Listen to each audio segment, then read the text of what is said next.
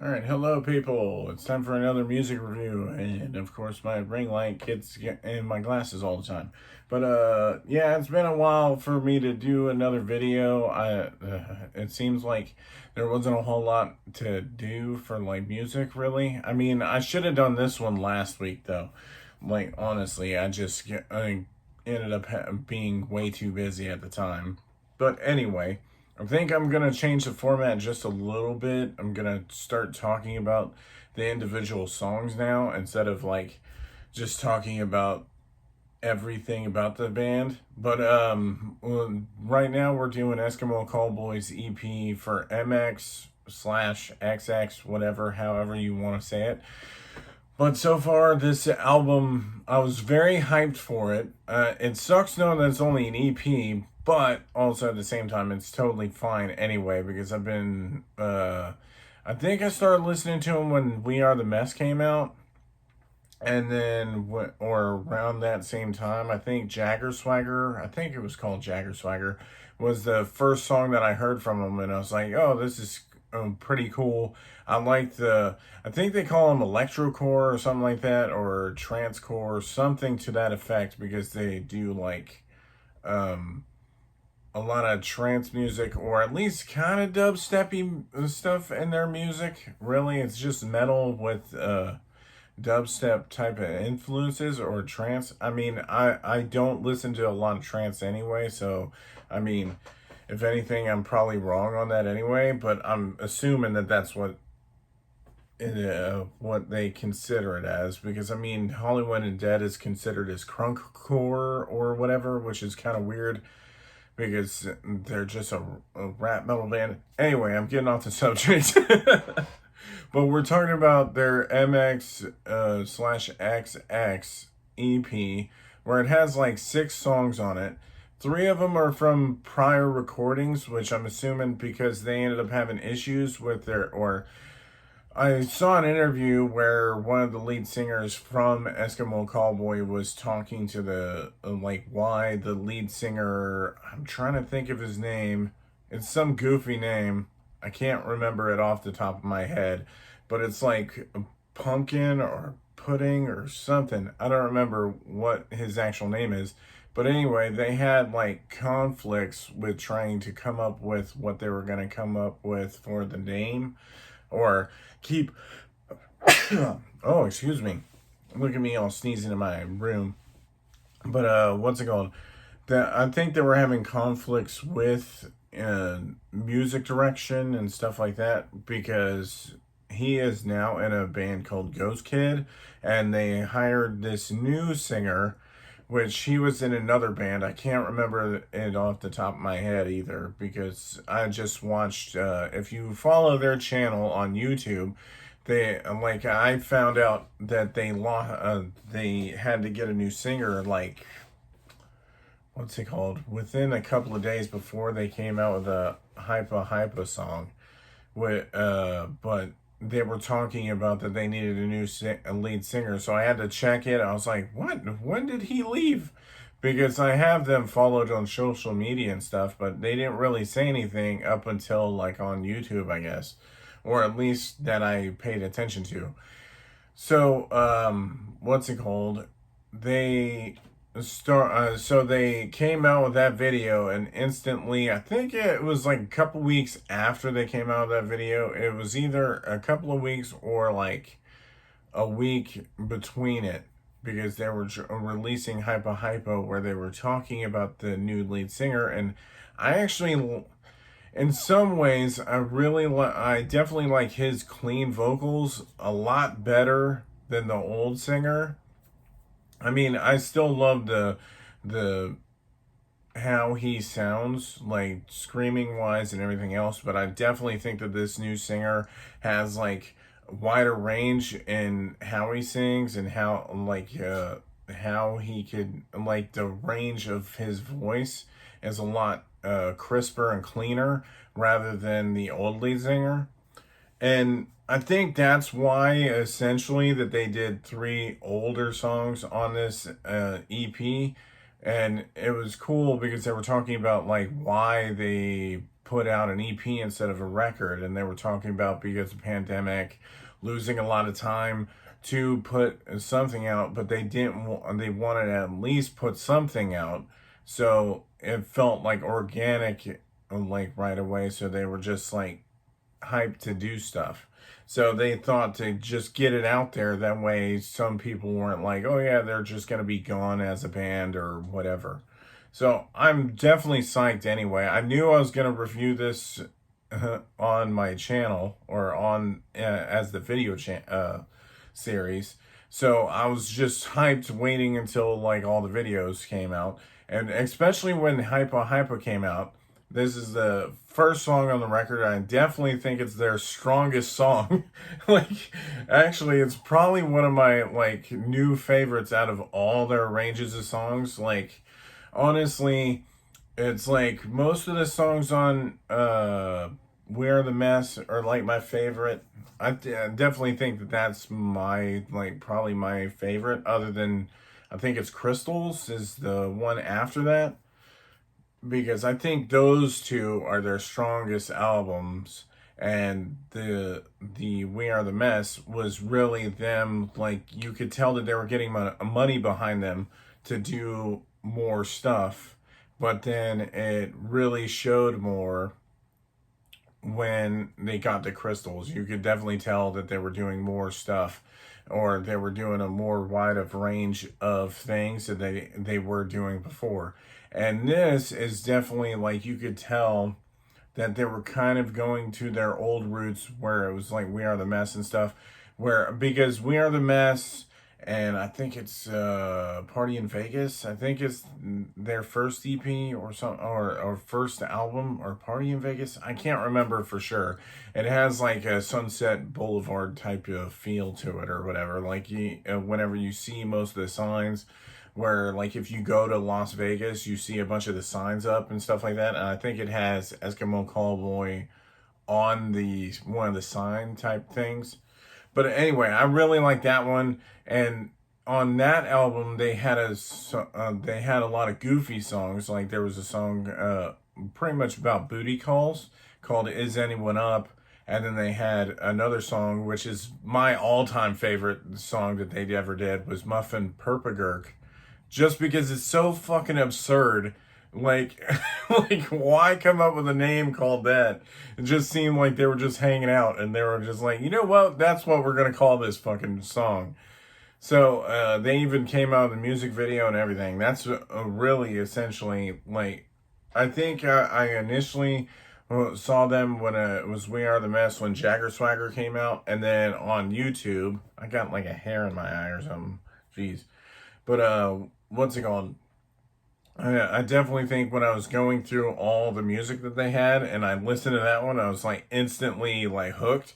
And that's how Hypa Hypa is really with and that's why it makes me think of like the old records that they had, was that it instantly brought me back. Like, just hearing the song, especially the beat to the song is just so heavy, and it's just like, oh man, it just like brings back all the like, there's certain bands like Dance Gavin Dance and certain other bands that I will listen to and just instantly get the point where, like, it's kind of weird for a metal band to make you want to start dancing, right? Metal bands will do a thing where you just instantly want to headbang, or instantly want to like mosh, or whatever. You just feel it in your bones to do this stuff, right?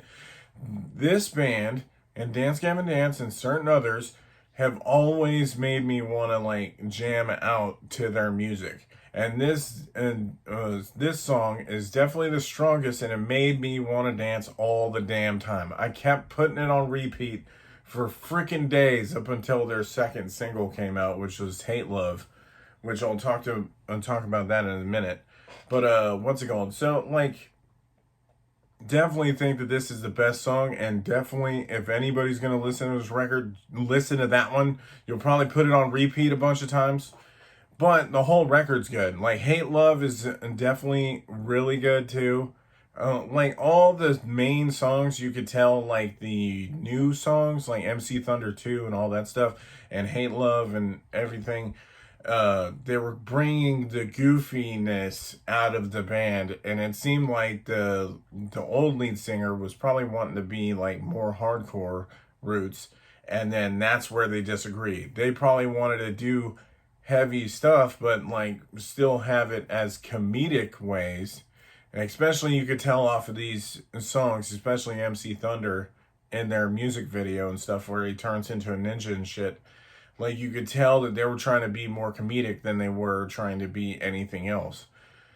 So, what's it called? So, Hate Love is definitely good too, and it makes me think about, of course, hating and loving, especially when you're in a relationship. So, definitely, I don't think is nearly as good as Hypa Hypa is, but like, it gives you and gets you amped and makes you want to like listen to more. That's why hopefully they come out with something else other than this, like soon, like 6 months or something like that, and they do a whole record instead of like, because sometimes I don't like how they rehash a lot of songs. Like MC Thunder was cool because like I didn't expect, because certain bands will do like uh where they do multiple versions of like a song, like especially Dance Gavin Dance. They have like several different ones. Like they have Strawberry Swisher where they have like three parts to it. Then they have Death of Robot Human Hair, or Death of the Robot with Human Hair, and they have like five different versions of that one. And so they always like add stuff. So this is the first time that they added something else to it. So I thought that that was cool, and it's different for the band to do it. Definitely hype song too though. Both that MC Thunder 2 and Hypa Hypa definitely get me wanting to, especially in the gym. It's a good thing for you to just have it on in the background and just keep running or do cardio or like power through your sets and stuff like that. But what's it called? I definitely like Monsieur Mustache better than I like the original song. Drama Queen, I don't like as much as I like the original one, but I put that one on repeat a lot too. And that one came off of their first EP when they first started going. Uh, but definitely the weakest song to me that I didn't care for as much was Prism. I definitely loved the song though, like the version. I just didn't really care for the original all that much. I mean, it was good, but it wasn't like my favorite. It just like that record itself. I'm trying to think of their last record. I think it was called Prism actually. But like that is my least favorite, like probably least favorite album out of all of them that they've done. Mostly because it felt more like uh pop influenced now, like more than like the others were, right? Where they kind of felt like chaotic, and they didn't seem like they were trying to like certain to fit a certain scheme. But what's it called? I definitely loved it more than the original though, like the one that they did at first, just because it's a slowed down acoustic version of the same one. Like I didn't feel like talking about so much of the two songs like Monster Mustache and Drama Queen all that much, just because like I don't know, they didn't really do a whole lot different. You could tell that it sounds better for what's it called?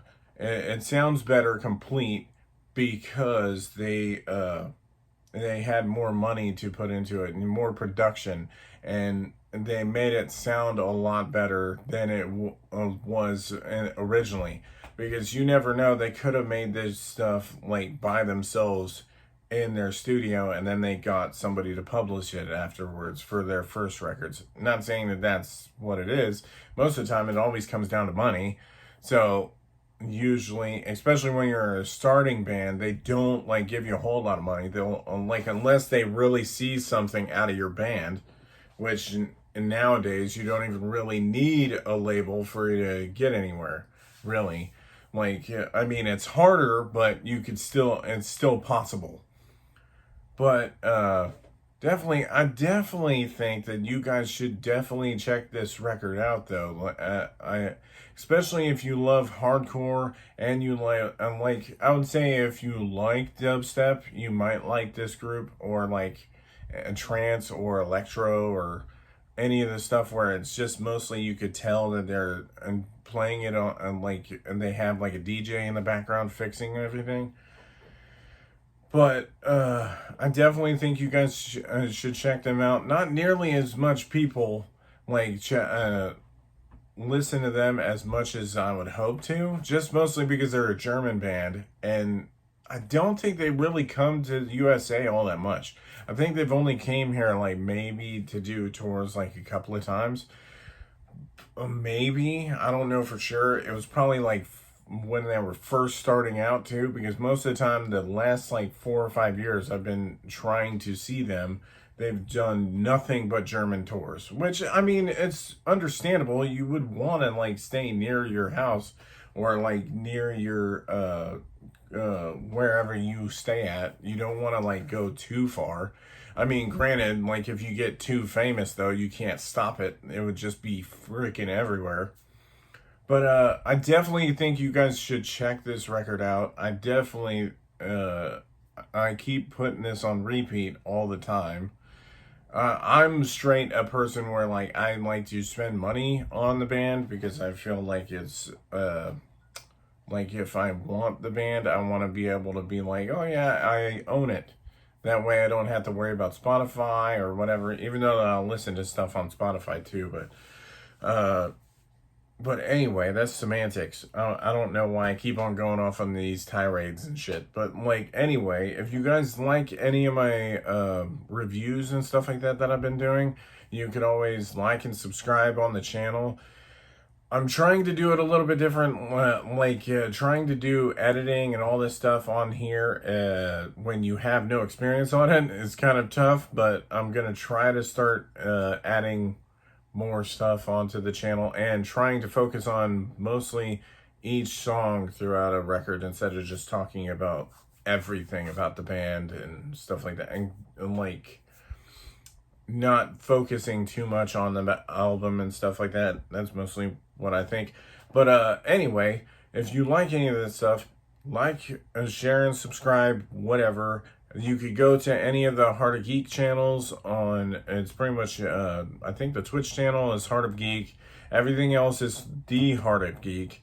And then I need to start doing my my Twitter and everything else and linking it together. That way I can mark all this stuff in the description. I'm going to try to start, definitely do better on this anyway. But if you guys made it to the end and you enjoyed it, anyway, I'll see you guys in the next video. I hope you guys have a good day.